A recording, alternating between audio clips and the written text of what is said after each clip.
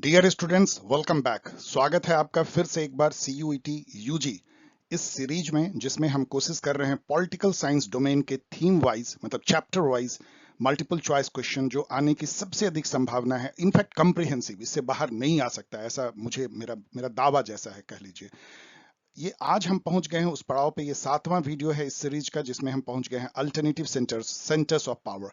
ये बेसिकली क्या है, हम लोगों ने देखा कि कैसे कोल्ड वॉर जो है अंत होता है, उसके साथ ही USSR ढह जाता है, और जो दो पावर सेंटर थे, इसको बायपोलर वर्ल्ड कहते हैं या बायपोलर पावर स्ट्रक्चर कहते हैं, उसमें एक ही पोल बच जाता है, वो है USA। अब ये यूनिपोलर हो गया, इम्बैलेंस सॉर्ट ऑफ। USSR और कम्युनिस्ट ब्लॉक नेशन खत्म हो गए, ये हम लोगों ने देखा।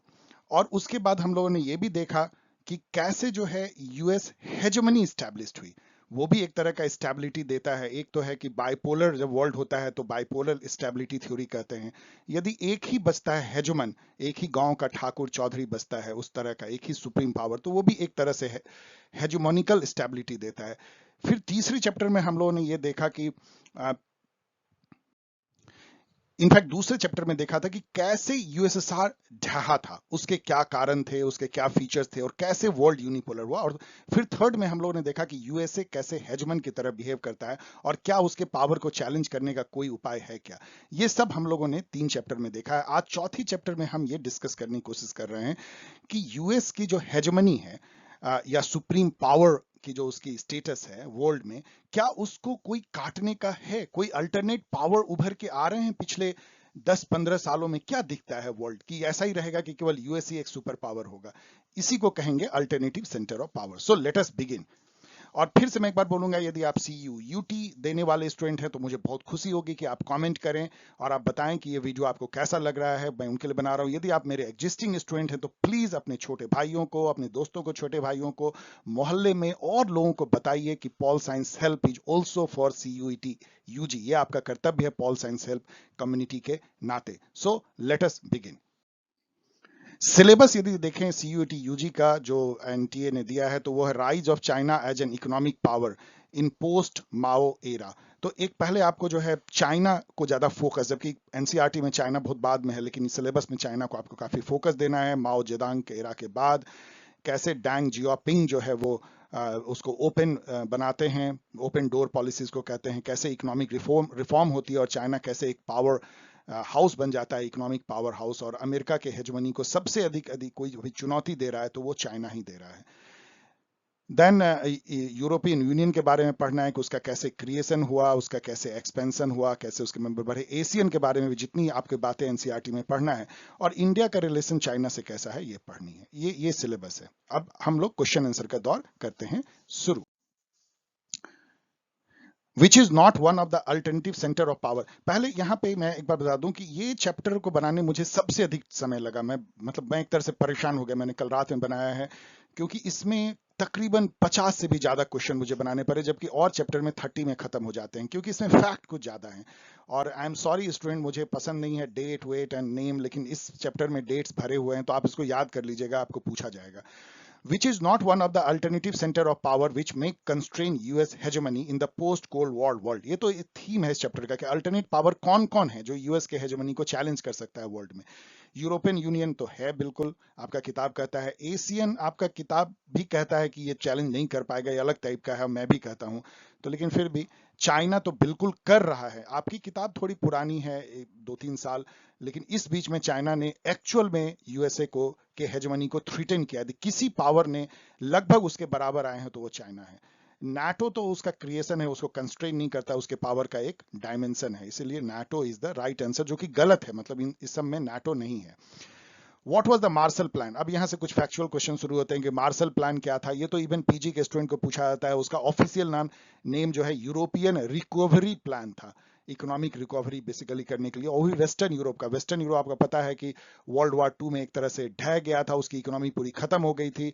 जर्मनी के साथ वॉर में फ्रांस एंड इंग्लैंड सबकी हालत खराब थी, तो उसको हेल्प करने के लिए बिलियंस ऑफ डॉलर का एक हेल्प किया था अमेरिका ने। उस प्लान का नाम था मार्शल प्लान, क्योंकि मिस्टर मार्शल ने बनाया होगा उसको। ये 1948 में चालू हुआ था। तो इसको इसमें से देखेंगे military plan USA to create NATO, नहीं नाटो क्रिएशन नहीं था। Massive economic assistance third world country, नहीं थर्ड वर्ल्ड कंट्री का नहीं था ये western economic.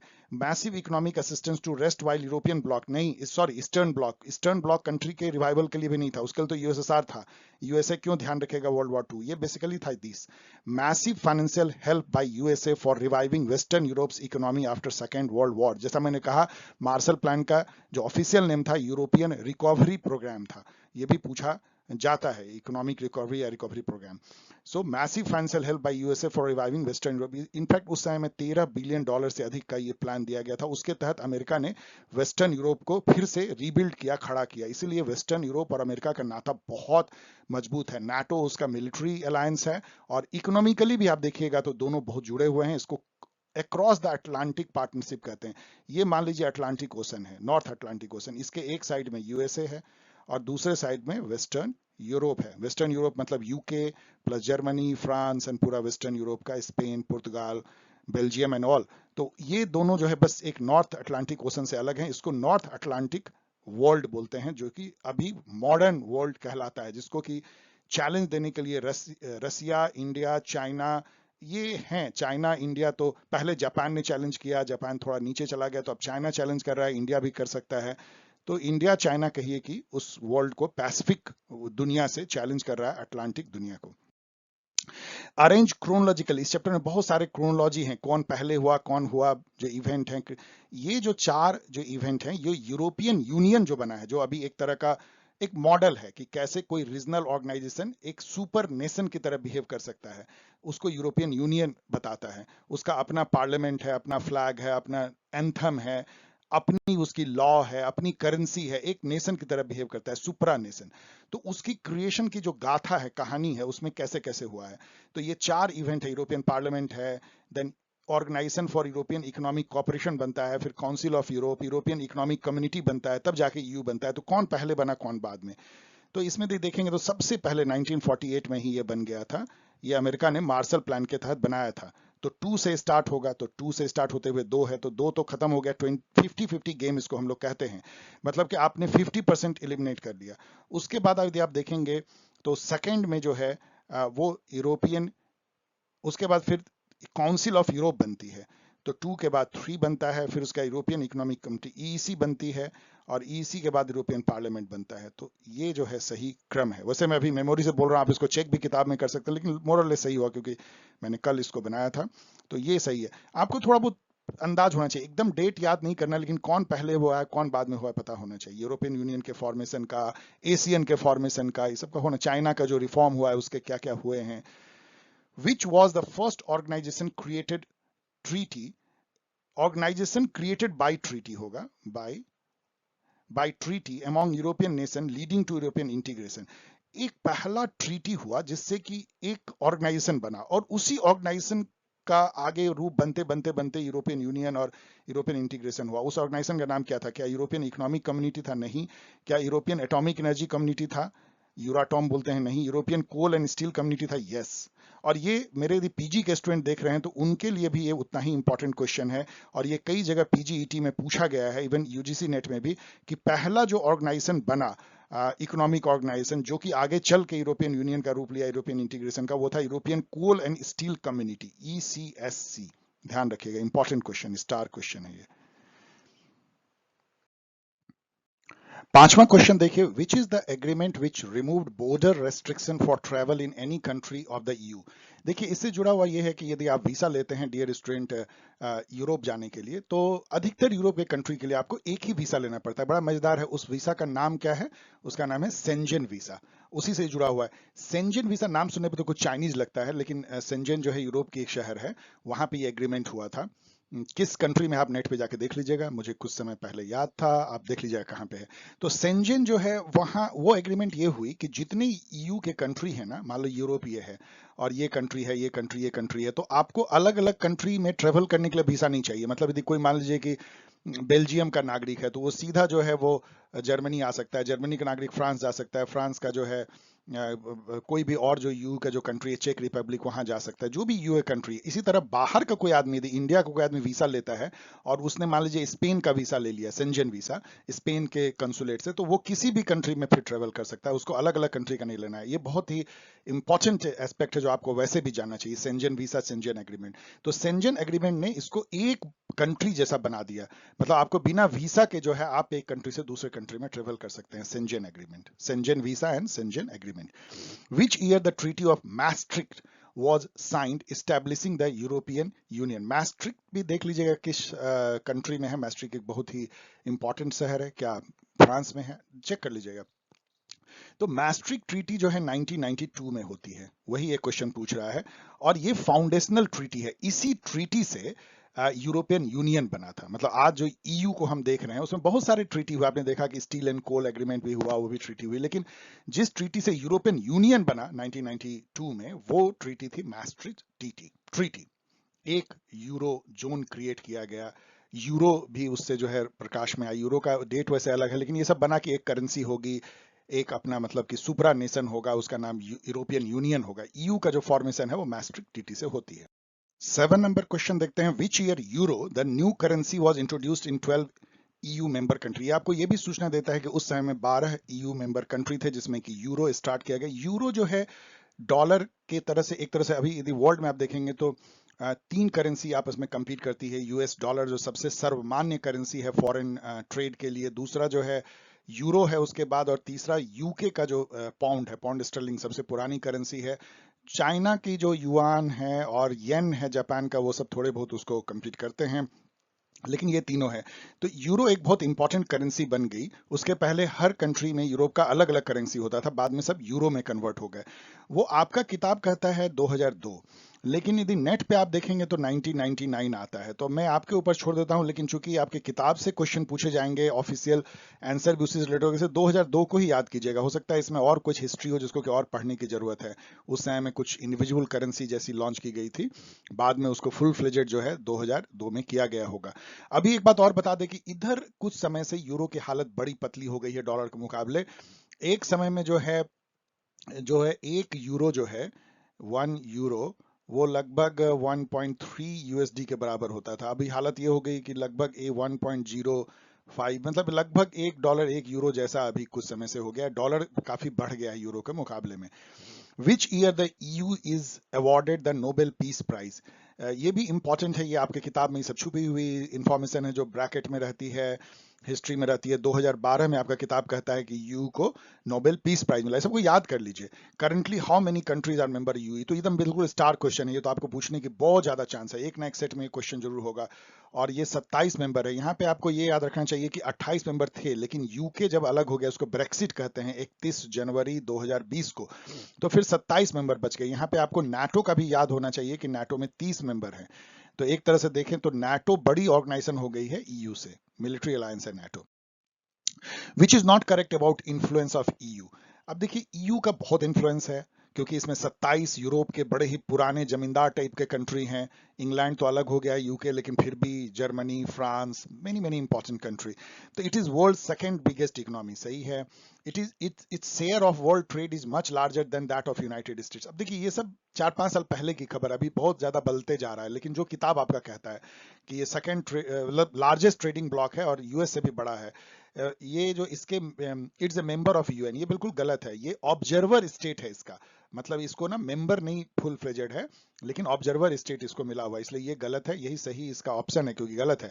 It's a member of G20। G20 का मेंबर है। आपको यहाँ पे ना एक क्वेश्चन पूछा जाता है, पीजी में भी पूछा जाएगा आगे पे आपको, कि G20 में कितने कंट्री उसके मेंबर है। तो G20 की मेंबरशिप जो है वो 19 कंट्री की केवल है, 19 नेशन है, और जो 20वां है ना वो ईयू है। ये दोनों मिल करके 20 मेंबर होते हैं। ये एक बहुत इंपॉर्टेंट फैक्ट है जो कि पूछा जाता है। तो ये मेंबर है G20 का ये। इसके अलावा G7 से लेके हर जगह ये रिप्रेजेंट होता है, मतलब एक नेशन की तरह उसको ट्रीट किया जाता है। Recently which country was given the candidate status in EU? अभी ये करंट इवेंट है, लेकिन मैंने दे दिया है, शायद करंट इवेंट से भी पूछा जाए। तो अभी आपको पता है कि यूक्रेन पे रसिया ने वॉर कर दिया है, और यूक्रेन जो है वो नाटो का भी मेंबर बनना चाहता है, वही तो झगड़े का जड़ भी है, और ईयू का भी मेंबर के लिए उसने अप्लाई कर रखा था। अभी उसको कैंडिडेट स्टेटस मिला है, मतलब ईयू ने लगभग मान लिया है कि अब आप जो है कैंडिडेट हैं बनने के लिए, अब किसी भी पल वो बन जाएगा। सो Ukraine is the answer current event. European union का जो फ्लैग है उसमें क्या दिखता है, क्या है वो, क्या उसमें 12 विक्ट्री साइन है कि 12 सर्कल हैं कि 12 स्क्वायर हैं कि 12 स्टार है? उसमें 12 स्टार हैं। अब नेक्स्ट क्वेश्चन इसी से कि 12 स्टार ही क्यों है? एक तो उसमें 12 मेंबर उस समय में होंगे, लेकिन 12 वहां पे यूरोप में जो है एक जैसे रिलीजियसली कह लीजिए, मैथोलॉजिकली, वो 12 का क्या वैल्यू है देखिए। 13 नंबर क्वेश्चन देखिए, which was the last country to join EU member. ये बहुत इस तरह क्वेश्चन इंपॉर्टेंट होते हैं, ये सब स्टार क्वेश्चन होते हैं। जैसे कि नाटो का जो एडिशनल इन्फॉर्मेशन दे रहा हूं, नाटो का जो लास्ट मेंबर है नॉर्थ मैसेडोनिया है, उस तरह यूयू का जो लास्ट मेंबर है वो क्रोएशिया है। 2013 में ये बना था मेंबर। उसके बाद जो है वो ये 28वां मेंबर था, लेकिन चूंकि यूके निकल गया तो ये 27 रह गया। तो क्रोएशिया, ये सब भी बाद में बने हैं, लेकिन सबसे बाद में क्रोएशिया। क्रोएशिया कहाँ है? जो पहले यूगोस्लाविया था वो 6 कंट्री में बट गया, उसमें से एक कंट्री है क्रोएशिया। बाकी जो है वो सर्बिया है, कोसोवो है, बोस्निया हर्जेगोविना है, ये सारे उसी से निकले हुए हैं, जिसको बाल्कनाइजेशन बोलते हैं। बाल्कनाइजेशन मतलब जब एक बड़ा कंट्री टूट फूट करके बहुत सारे में बदल बिखर जाता है तो उसको बाल्कनाइजेशन बोलते हैं। और ये यूगोस्लाविया 6 कंट्री में बट गया। Which year Britain exit EU, तो आपको मैंने बताया है, वो डेट भी आप याद कर सकते हैं, वैसे जरूरत नहीं है। 31 जनवरी 2020 को ये एग्जिट हुआ था। इसको ब्रेक्सिट बोलते हैं, मतलब ब्रिटेन एग्जिट फ्रॉम ईयू। तो 2020। Which is not one of the feature of EU which makes it like supra nation. Supra nation क्या है? जो एक सुपर नेशन, एक बड़े नेशन की तरह, जिसमें कई नेशन है लेकिन नेशन की तरह बिहेव करता है। ईयू एक सुपरा नेशन की तरह बिहेव करता है, लेकिन इसमें से कौन सा फीचर उसका सुपरा नेशन का फीचर नहीं है? Some form of a common foreign and security policy है, एक अपना फ्लैग है, कॉमन करेंसी है यूरो, अपना एंथम है, तो सभी इसका है। अब यहाँ पे डियर स्टूडेंट आपको एक टिप्स मैं देता हूं कि जब भी ऑल ऑफ दीज ऑप्शन हो ना, तो ज्यादा चांस उसके सही होने का होता है। उसको गौर कीजिएगा, उसको मत छोड़िएगा जब तक आप श्योर ना हो कोई गलत है। 12 member of the EU flag denote, अब यही मैं बता रहा था कि 12 क्या नंबर को डिनोट करता है। तो क्या 12 फाउंडिंग मेंबर हो सकता है ऐसा, लेकिन आपका किताब ऐसा नहीं कहता। Peace and harmony, no, the it is symbol of perfection, completeness and unity, ये आपका किताब कहता है। अब इस पर मैं बहुत ज्यादा बहस नहीं कर सकता, लेकिन इसको याद कर लीजिए कि 12 इस तरह का छुपा हुआ क्वेश्चन तभी पूछते हैं सेटर, जबकि उनको फिल्टर आउट करना होता है। सीयूटी में ऐसा क्वेश्चन पूछा सकता है, आउट ऑफ सिलेबस नहीं होगा।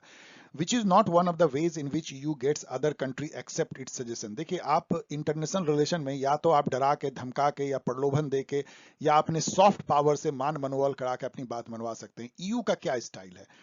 तो वो डिप्लोमेसी यूज करता है, इकोनॉमिक इन्वेस्टमेंट को यूज करता है, निगोसिएशन यूज करता है, सब सॉफ्ट तरीके यूज करता है। ये तरीका वो यूज नहीं करता है अमेरिका की तरह। वो कोerसन मतलब फोर्स और मिलिट्री फोर्स यूज नहीं करता है।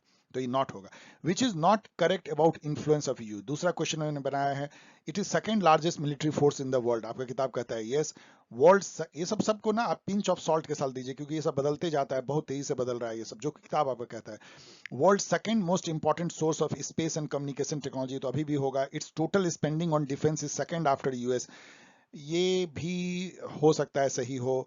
वैसे सिपरी की अभी की जो आई है उसमें सेकंड चाइना है, तो अब यूएस से बड़ा है कि नहीं। Euro has replace US dollar as preferred foreign currency in international market, अभी आपने देखा कि नहीं, यूरो की हालत तो वैसे ही पतली है, इसलिए ये गलत है। ये इन्फ्लुएंस नहीं है, यूरो उतना इन्फ्लुएंशियल नहीं बन पाया, तो डी जो है ऑप्शन गलत है, वही सही ऑप्शन है। 90 नंबर क्वेश्चन देखिए, which EU member country opposed American attack on Iraq in 2003। ये बड़ा ही एक अजीब सा बात है कि अमेरिका पे यूएस ने 40 अपने पार्टनर के साथ, उसको कोलिशन ऑफ विलिंग कहा गया, बिना यूएन के परमिशन के उसने सद्दाम हुसैन की जो रेजिम थी उसको हटाने के लिए उस पर अटैक कर दिया। सद्दाम हुसैन को हटाया, उनको बिल से एक तरह से बाहर खींच के निकाला, फांसी पे चढ़ा दिया। उससे कुछ हासिल हुआ नहीं। क्यों अटैक हुआ आज तक पूरी दुनिया जान नहीं पाई। लोग उसको फेलियर मानते हैं, मिलिट्री एंड पॉलिटिकल दोनों फेलियर। तो इसमें कुछ ईयू मेंबर ने इसका अपोज किया था उस समय भी, और कोलिशन ऑफ विलिंग में शामिल नहीं हुए थे। क्या वो जर्मनी था, क्या वो फ्रांस था, क्या ये यूके था, या दोनों ही फ्रांस जर्मनी थे? इनफैक्ट फ्रांस और जर्मनी ने उसका अपोज किया था। यूके तो शामिल हो गया था, लेकिन बाद में वहां पे एक कमिटी बनी थी, उस कमिटी का नाम भी मुझे कुछ याद था, चिल्किस कमिटी या कुछ था। वो कमिटी ने ये फाउंड किया कि यूके को शामिल नहीं होना चाहिए था, ये पैसे की बर्बादी थी और वो बेकार का वो एक प्लान था यूएस का। What is Euroscepticism? तो यूरो स्केप्टिज्म एक बड़ा इंपॉर्टेंट टर्म है। इसका मायने क्या होता है? यानी मायने होता है कि बहुत सारे कंट्री यूरो में शामिल नहीं होना चाहते हैं।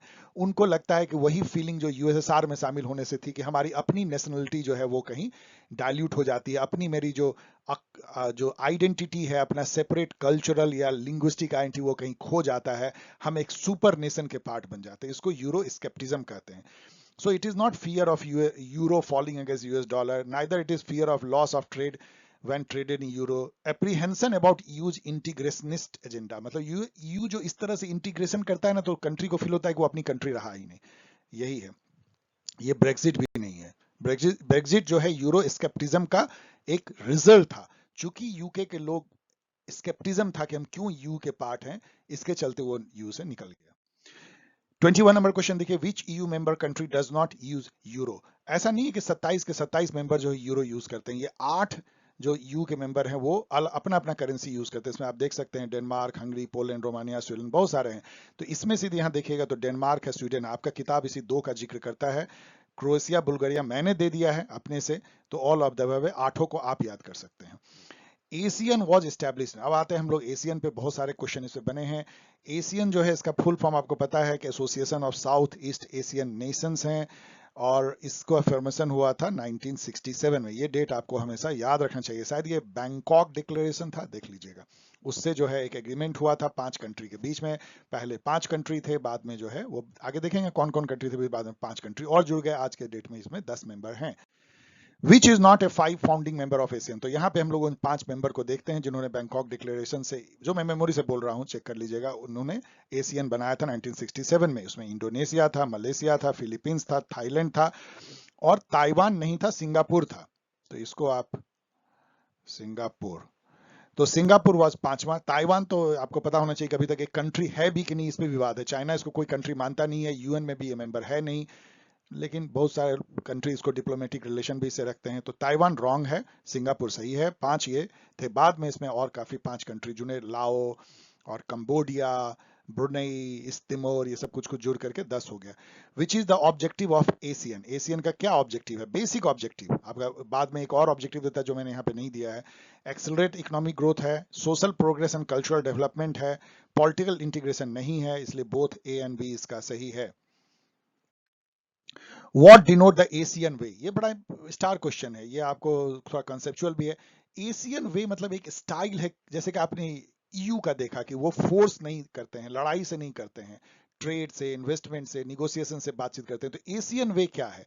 एशियन वे जो है, आप इस सब तो मैंने बनाने के लिए किया है, आप इसको, आई होप कि आप इसको पॉज करके देख रहे होंगे, जैसे कि a form of interaction that is informal, non confrontationist and cooperative. यही इसका जो सही आंसर है। लेकिन यहाँ देखिए मैंने क्या किया, इनफॉर्मल को फॉर्मल कर दिया, गलत हो गया है। यहाँ पे इनफॉर्मल रखा, यहाँ कम्पिटिटिव कर दिया, गलत हो गया है। Acting quickly like flying bee, ये मैंने क्यों दिया है, क्योंकि आपको मैं बताना चाहता हूं, जो कि पीजी के स्टूडेंट को याद रखना चाहिए, उनको पूछा जाता है कि किस रीजनल ऑर्गेनाइजेशन को फ्लाइंग बी की संज्ञा दी गई है, मतलब कि उड़ता हुआ मधुमक्खी। क्योंकि ये इतना एजाइल हैं, इतना तेजी से डिसीजन लेते हैं और इतना फास्ट इकोनॉमिक डेवलपमेंट करते हैं कि इनको फ्लाइंग बी कहा गया है। तो लेकिन सही आंसर है a form of interaction that is informal, non confrontist, लड़ाई झगड़ा नहीं करते, और कोऑपरेटिव है, अपनी बात को ऊपर थोपते नहीं है किसी पे। Which is not correct about ASEAN. Instead of political integration, it focuses more on trade, investment, economic progress. सही है। It respects sovereignty of member nation. EU की तरह ये जो है integrationist policy इसका नहीं है, वो sovereignty को maintain करते हैं। Unlike the EU, there is little desire in ASEAN for supranational structure and institution. ये नहीं बनना चाहते हैं supranational, वैसे बाद में ये सही नहीं रहा है। Of late, ASEAN moved along the path of EU by agreeing to establish an ASEAN community. ये थोड़ा बहुत उस टाइप का काम करने लगे ASEAN community बना के। तो सभी जो है इसमें से सही है, इसलिए none of the above सही है। मतलब not है, इसलिए none of the above। Language का प्ले देखिए, कोई भी इसमें से गलत नहीं, तो ऑल सही। 27 नंबर क्वेश्चन देखिए, विच is not one of the 3 pillars of Asian community. अब आपने देखा कि ऑफ लेट ये एशियन कम्युनिटी बनाने लगे हैं यूरोपियन कम्युनिटी की तरह। उसके 3 पिलर हैं, Asian security community, Asian political community नहीं है, Asian economic community, Asian socio cultural community. तो सही आंसर है एशियन पॉलिटिकल कम्युनिटी, जो नहीं है। 3 कम्युनिटी। एशियन के फ्लैग में क्या दिखता है? जैसे उसमें आपने देखा 12 स्टार, इसमें क्या दिखता है? इसमें 10 जो है क्या पाम का, ताड़ का पेड़ पत्ते हैं, कि 10 स्टार हैं, कि 10 सर्किल हैं, कि 10 स्टॉक्स ऑफ पैडी, राइस का जो है मतलब कि घास जो होती है उसके 10 जो हैं स्टॉक हैं, तो 10 स्टॉक ऑफ पैडी, मतलब क्योंकि इन कंट्री में धान बहुत होता है इंडिया की तरह, तो 10 जो हैं राइस स्टॉक जो हैं वो वहां पे दिखाए गए हैं एशियन के फ्लैग में। एशियन रीजनल फोरम ARF कब स्टैब्लिश हुआ था? ARF उसका एक तरह का सिक्योरिटी ऑर्गेनाइजेशन, आगे मैंने क्वेश्चन भी पूछा है, ये 1994 में स्टैब्लिश हुआ था। ARF पे बहुत सारे क्वेश्चन पूछे जाते हैं, इसलिए याद कर लीजिएगा। Which organisation of Asian carries out coordination of security and foreign policy among the member nation, तो वो वही है। ARF जो है ना, एशियन रीजनल फोरम कहते हैं, तो एशियन रीजनल फोरम नाम है ARF। अब इसको मैंने ट्विस्ट करने के लिए यहाँ पे Asian security community, Asian regional community, Asian regional agency सब बना दिया है। आपको ऐसे ही भरमाया जाएगा, लेकिन आपको याद रखना कि ये फोरम है, ARF का फुल फॉर्म है, जो 1994 में बनी है। 31 नंबर क्वेश्चन देखिए, ASEAN has mediated to end which of this conflicts, कौन सा कॉन्फ्लिक्ट को इसने एंड करने में हेल्प किया? आपका किताब कहता है कंबोडियन कॉन्फ्लिक्ट, इस तिमुर क्राइसिस, ये दोनों, इसको तो ये तो कुछ नहीं कर पाई बेचारी, ये तो लड़ते झगड़ते रहते हैं। ताइवान, चाइना और जापान, ये साउथ चाइना सी में जो है कुछ कुछ आइलैंड को लेके ये तीनों कंट्री, और रसिया भी इसमें कूद पड़ता है, वो सब झगड़ा करते हैं। लेकिन कंबोडियन कॉन्फ्लिक्ट और इस तिमुर क्राइसिस को इसने निपटाने में हेल्प किया एशियन ने, अपने स्टाइल से, एशियन वे से। India Asian free trade agreement कब साइन हुआ? देखिए, इंडिया एशियन का नाता 1992 में शुरू होता है, 1992 में, और अभी उसका 30 साल पूरा हुआ, तो अभी दिल्ली में एक कॉन्फ्रेंस भी हुई जिसमें कि हम लोगों ने 30 इयर्स का पार्टनरशिप बनाया। इंडिया उसका सेक्टोरल पार्टनर बना था, बाद में उसका स्ट्रेटेजिक पार्टनर बना इंडिया। फिर बाद में इंडिया ने जो है 2010 में, अब ये चेक कर लीजिएगा, मैं अभी मेमोरी से बोल रहा हूँ, मैंने कल इसको बनाया था, 2010 में मुझे लगता है कि फ्री ट्रेड एग्रीमेंट किया। मैं क्वेश्चन मार्क तब करता हूँ जब मुझे लगता है कि मैं मेमोरी से बोल रहा हूँ, और आप चेक कर लीजिए किताब से। लेकिन India Asian free trade agreement कब हुआ है वो बहुत इंपॉर्टेंट है, 2010 में मैं मार रहा हूँ। पीपुल्स रिपब्लिक ऑफ चाइना जो है, आपको पता है कि बड़ा इंटरेस्टिंग कहानी है। 1949 से पहले चाइना जो है वो कम्युनिस्ट कंट्री नहीं थी। वहां पे शासन जो था वो एक तरह का एक लिबरल डेमोक्रेटिक शासन कह सकते हैं था। उसमें चियांग काई शेक होते थे, और लेकिन बाद में वहां पे माओ जेदांग, जिसको माओ त्सो तुंग हम लोग कहते हैं इंडिया में, उन्होंने कम्युनिस्ट रिवॉल्यूशन किया, उन्होंने उसको मार के जो है भगा दिया उन लोगों को, कोमनतांग कहते हैं उन लोग को, चैंग काई शेक को निकाला। तो वो लोग जो है चले गए ताइवान में, और ताइवान में उन्होंने अलग अपना जो है डेमोक्रेटिक रिपब्लिक ऑफ चाइना कुछ बनाया, और ये जो है people's democratic republic of China बना, मतलब जो पीपुल्स रिपब्लिक ऑफ चाइना। तो ये दोनों, वो उसको रिपब्लिक ऑफ चाइना कहते हैं, मतलब ROC बनाया उन्होंने, Republic of China.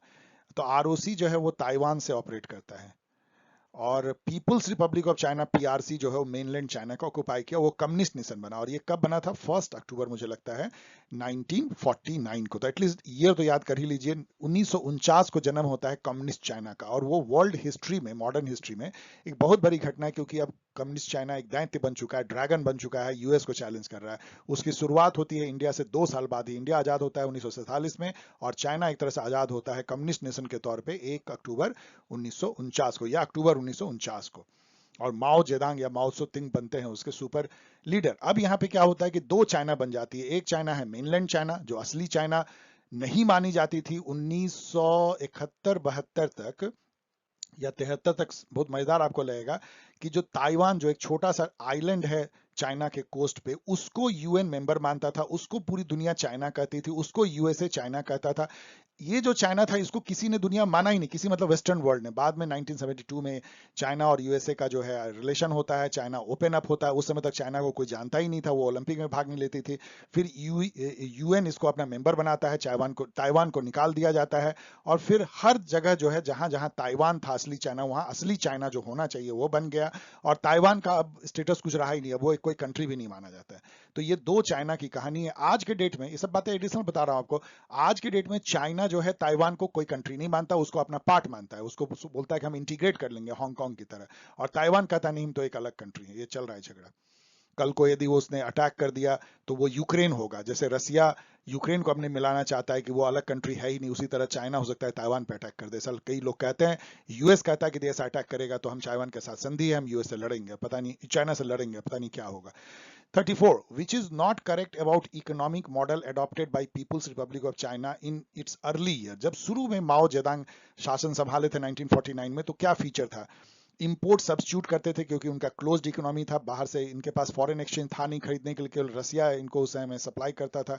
Setting heavy industry from the capital accumulated from agriculture, तो इन्होंने क्या किया कि इनके पास खेत बहुत ज्यादा था तो उसको खूब बेचा बाजार में, वर्ल्ड में और जहां तहां भी, उससे जो पैसे मिले सेविंग हुए उससे इंडस्ट्री बनाया। Banking on aid and advice from USSR, केवल यूएसएसआर ही उसका सहायता देने वाला था, टेक्नोलॉजी उसी से लेते थे, पैसे उसी से लेते थे, फॉरेन एक्सचेंज यही उनका सहारा था। Opening its market for foreign direct investment, no, FDI के लिए ओपन तो 1978 के बाद किया, इसलिए अर्ली ईयर्स में नहीं किया। China ended it's political and economic isolation, उस समय तक वो एकदम आइसोलेशन में थे, नॉर्थ कोरिया की तरह कोई नहीं जानता था वहां क्या हो रहा है। With the establishment of relation with United state in the year, तो 1972 में जो है वो चाइना यूनाइटेड स्टेट से संबंध स्थापित करता है। विच चाइनीज, उसके बाद ही उसको मान्यता दी गई यूएन और हर जगह। Which Chinese leader propose the 4 modernisation, 4 modernisation, खेत, industry, science, technology and military, ये किया था किसने? Zhou Enlai, Mao Zedong, Deng Xiaoping, Xi Jinping जो अभी प्रेसिडेंट हैं, तो झाओ एन लाई ने ये जो है 4 मॉडर्नाइजेशन का नारा दिया था। Which Chinese leader announce the open door policy and economic reform in China, ये बहुत इंपॉर्टेंट है, 1978 में आया था। उसी के बाद से चाइना एक इकोनॉमिक पावर हाउस बना और ये करने वाले थे डेंग जियाओपिंग, उनके प्रेसिडेंट, याद कर लीजिए। ओपन डोर पॉलिसी मतलब कि आओ हमारे यहाँ इन्वेस्ट करो, फ्री मार्केट इकोनॉमी देंगे, और चाइना एक अजीब कॉम्बिनेशन बन गया, एक communist nation with free market economy, कमाल की बात है। Which year China adopted open door policy, मैंने बताया 1978, डेंग जियाओपिंग, सी जिनपिंग अभी उनके प्रेसिडेंट हैं। 39 नंबर क्वेश्चन देखिए, विच is not correct about economic reform in China beginning 1978, और कुछ डीप जाते हैं 1978 के ओपन डोर पॉलिसी पे, डेंग जियाओपिंग का। क्या ये प्राइवेटाइजेशन ऑफ एग्रीकल्चर 1982 में हुआ? यस हुआ। क्या प्राइवेटाइजेशन इंडस्ट्री का 1998 में हुआ। Trade barrier were eliminated in specific economic zone, उसने एसईजेड खोला, हमने भी उससे सीखा है, एसईजेड खोला, उतना सफल नहीं रहा, वहां पे बहुत सफल रहा, वहां पे उस जगह पे कोई ट्रेड बैरियर नहीं थी और वहां फॉरेन डायरेक्ट इन्वेस्टमेंट को उन्होंने अट्रैक्ट किया।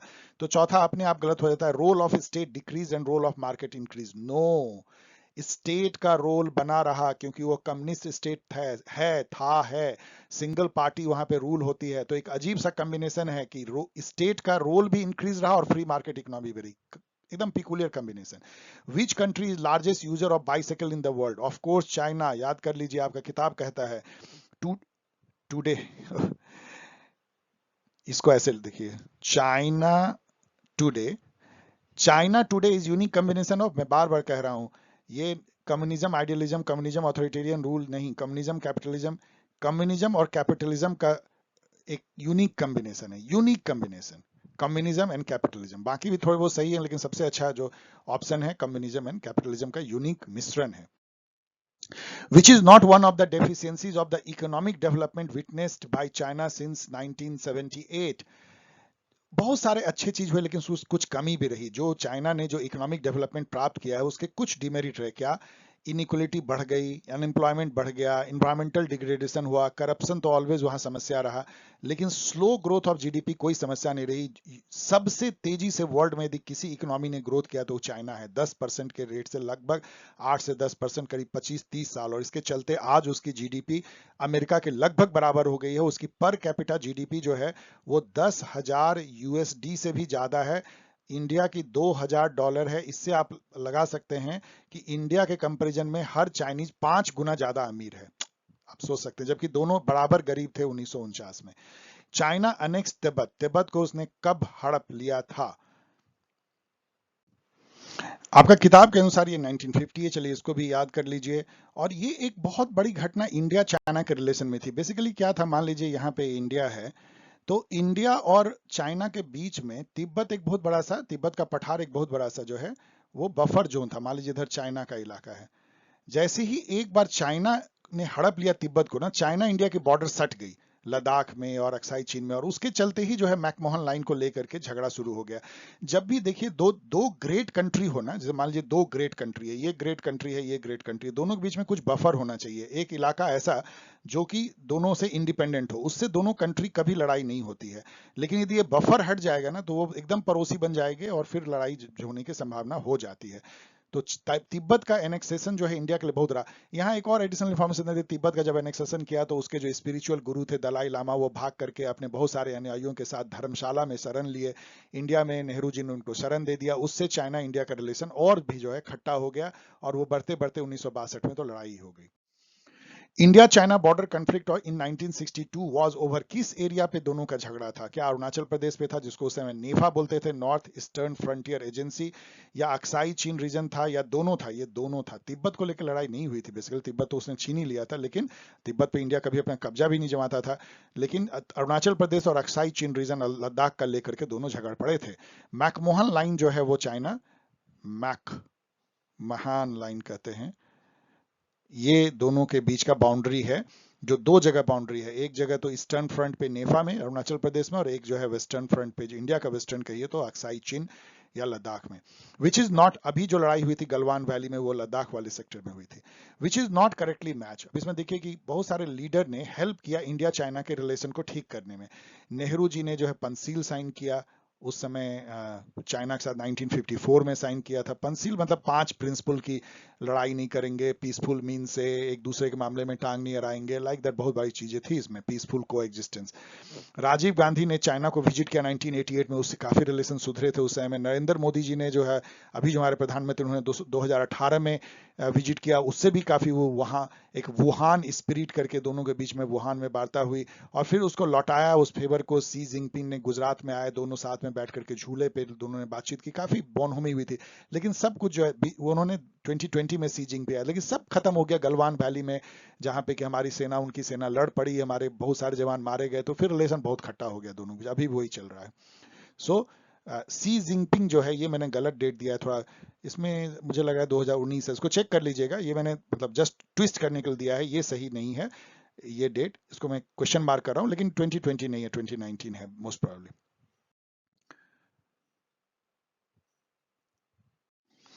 विच is not one of the, sorry student, मैंने एक क्वेश्चन शायद मुझे लग रहा है मैं हड़बड़ी में आगे बढ़ गया हूं, लेकिन उसको आप सॉल्व कर लीजिएगा, मैं बैक अप लौट के जाऊंगा तो और टाइम लगेगा इसमें। विच is not one of the area issues in which China, India and China cooperate. देखिए इंडिया चाइना में भले ही कितना भी झगड़ा हो, हमारा बहुत सारा रिलेशन बहुत मजबूत हो चुका है। ट्रेड का रिलेशन देखिएगा, इन्वायरमेंटल इशू पे हमारी डेवलपिंग कंट्री के में WTO में जो हम अपना प्रस्ताव रखते हैं, इंडिया चाइना एक साथ दिखते हैं, क्लाइमेट चेंज टॉक में एक साथ दिखते हैं, तो हम लोग मिल करके एनर्जी डील अब्रोड में बिड भी करते हैं, निगोसिएशन वर्ल्ड ट्रेड ऑर्गेनाइजेशन में इंडिया चाइना एक साथ खड़ा दिखता है, क्लाइमेट चेंज टॉक में हम एक साथ दिखते हैं, लेकिन यूनाइटेड नेशन सिक्योरिटी काउंसिल के रिफॉर्म में हम एक साथ नहीं दिखते हैं, इसलिए ये छोड़ दीजिए, ये किताब के अनुसार। ये अच्छा क्वेश्चन है। Recently Indo China relation has taken a down slide, आपको पता है क्यों? गलवान वैली में हम लड़ पड़े, अरुणाचल प्रदेश में कुछ रिपोर्ट ऐसी आई सैटेलाइट की कि उन्होंने कुछ गांव बना लिए हम लोग एरिया में, विच is not one of the issue harming there relation. Border dispute तो बहुत हार्म कर रहा है, चाइना पाकिस्तान इकोनॉमिक कॉरिडोर बहुत हार्म कर रहा है, मतलब ये भी इंडिया नहीं पचा पाता है, क्योंकि उसके थ्रू जो है चाइना, इसको बेल्ट एंड रोड इनिशिएटिव कहते हैं, BRI, जिसके थ्रू चाइना पूरे एशिया में और अफ्रीका में भी इंफ्रास्ट्रक्चर प्रोजेक्ट बना रहा है, जिससे कि उसकी ट्रेड इन्वेस्टमेंट को बढ़ावा मिले। वो एक तरह से वो डेट डिप्लोमेसी है, मतलब आप इतना ज्यादा पैसा देते हो, कर्जा देते हो गरीब नेशन को, और उसको अपने अनुसार पॉलिटिकली डिसीजन लेने कहते हो। कई लोग कहते हैं कि वो इंडिया को घेरने की एक तरह से साजिश है चाइना के, उसको स्ट्रिंग ऑफ पर्ल स्ट्रैटेजी कहते हैं। तो उसी के तहत जो है चाइना पाकिस्तान इकोनॉमिक कॉरिडोर बन रहा है, जो इंडिया को थोड़ा अनईजी करता है। China support to Pakistan in UN against India's move to counter terrorism, जब भी चाइना कश्मीर का इशू आता है, चाइना पाकिस्तान के साथ हो जाता है। तो different stand on agriculture subsidy, no, agriculture subsidy पे WTO में दोनों एक साथ खड़े दिखते हैं, आपने देखा क्लाइमेट टॉक पे भी खड़े दिखते हैं, इसलिए ये गलत है। Which countries, 49 number, which country inscribe in its constitution, अपने कॉन्स्टिट्यूशन में ही लिख दिया है पॉलिसी ऑफ रिनाउंसिंग वॉर, कि हम कभी युद्ध नहीं करेंगे, उस सॉवरेन राइट को हम त्यागते हैं, हम कभी न्यूक्लियर फोर्स नहीं यूज करेंगे, कभी हम force as a means of settling international dispute नहीं करेंगे। इस तरह का पैसिफिक एटीट्यूड कि हम शांति से ही इंटरनेशनल रिलेशन में अपनी बात करेंगे, ये अपनी कॉन्स्टिट्यूशन में किस कंट्री ने लिख दिया? क्या वो साउथ कोरिया है, वियतनाम है, थाईलैंड, जापान है? ये जापान है। और ऐसा क्यों लिखा होगा सोचिए, क्योंकि जापान वो कंट्री है जिसने की पहली बार, और फॉर्चुनेटली अभी तक अंतिम बार भी, न्यूक्लियर विभीषिका को झेला है नागासाकी हिरोशिमा में, तो उन्होंने अपने कॉन्स्टिट्यूशन में ऐसा लिखा, नए constitution. Which country country's rapid economic progress was called miracle on the Han River. यदि आपको थोड़ा बहुत ज्योग्राफी का आइडिया है तो आपको ये क्वेश्चन आसान लगेगा, क्योंकि हान रिवर साउथ कोरिया में है। तो साउथ कोरिया का जो इकोनॉमिक चमत्कार हुआ है वो एक पावर हाउस बन गया है, उसको मिराकल ऑन द हान रिवर कहते हैं। अब जो है कुछ एनसीईआरटी में, हमेशा एनसीईआरटी क्वेश्चन लेता हूं क्योंकि वो मोस्ट इंपॉर्टेंट है। स्टूडेंट आप समझिए, वो आपको इंडिकेट करता है कि इस लेवल का क्वेश्चन आपको आएगा। जैसे एनसीईआरटी ने क्वेश्चन बनाया है वैसे सीयूईटी में क्वेश्चन बनेगा, और वैसे ही मैं आपके लिए बनाने की कोशिश कर रहा हूं। इसलिए मेरे क्वेश्चन आपको लगभग, जब आप एग्जाम देंगे तो आपको दिखेगा कि पॉल साइंस हेल्प सर ने ये बनाया था। तो एनसीईआरटी को ही देख के मैं भी बनाता हूं। Arrange the following in chronological order. अब इसको सजाइए। China's accession to WTO, WTO में 2001 में मिलता है, तो चाइना ने ज्वाइन किया 2001 में। ये मैंने आपको नहीं पूछा था क्योंकि यहाँ पे इसको याद कर लीजिए। एक अलग से भी क्वेश्चन बन सकता है कि डब्ल्यूटीओ को चाइना ने कब, establishment of EEC, European economic community, आपको पता है कि ये बहुत पहले बन गया था, क्योंकि एआरएफ आपने देखा 1994 में बना है, उसके बहुत पहले ये बन चुका है। और ईयू का इस्टेब्लिशमेंट जो है 1992 में होता है। तो आप समझ सकते हैं कि पहला जो होगा, सबसे पहला ये होगा फर्स्ट, उसके बाद दूसरा ये होगा, तीसरा ये होगा और चौथा ये होगा। तो इसको आप अरेंज कर सकते हैं। एशियन वे क्या है वो तो मैंने आपको बनाया, ये वो form of integration form of interaction among Asian member that is informal and cooperative and non interventionist. Which of the following nation adopted an open door policy. ये तो बहुत आसान क्वेश्चन है। चाइना ने 1978 में डैंग जियोपिंग के अध्यक्षता में ऐसा अपनाया। फिल इन द ब्लैंक्स में खूब आपको नॉलेज मिलेगा। The border conflict between China and India in 1962 was between Arunachal Pradesh and Aksai Chin and Ladakh region. ARF was established in 1994. China entered into bilateral relation with USA in 1972. DAS plan influenced the establishment of the Organization of European Economic Cooperation. ये Marshall plan है, आपने देखा अभी Marshall plan. DAS is the Organization of ASEAN that deals with security. ARF, आप देख सकते हैं ARF को कितनी वैल्यू देते हैं, इसलिए आपको ARF को CUET में बहुत वैल्यू देगा, याद रखिएगा। सो ओके डियर स्टूडेंट, यदि आपको ये वीडियो पसंद आया होगा, मुझे पूरा विश्वास है कि जरूर आपको पसंद आया होगा, तो आप इसको जरूर शेयर करें, अपने फ्रेंड्स को बताएं। नॉलेज ऑलवेज शेयर करने से बढ़ता है, एकमात्र ऐसा धन है। सब्सक्राइब करें और कमेंट करें, और इस तरह से मुझसे सवाल पूछ सकते हैं। मैं पूरी कोशिश करता हूं आपके सवालों का जवाब देने का, पढ़ाई और पढ़ाई के अलावा भी। मिलते हैं बहुत जल्द। जब तक आपकी डेट अनाउंस होगी तब तक हम काफी कवर कर चुके होंगे, और मेरा ऐसा प्रॉमिस है एक तरह से कि आपके एग्जाम के पहले मैं सारे चैप्टर का वीडियो बना दूंगा, जिसको कि आप बार बार रिवाइज करके बहुत अच्छा परफॉर्म कर पाएंगे। सो बाय।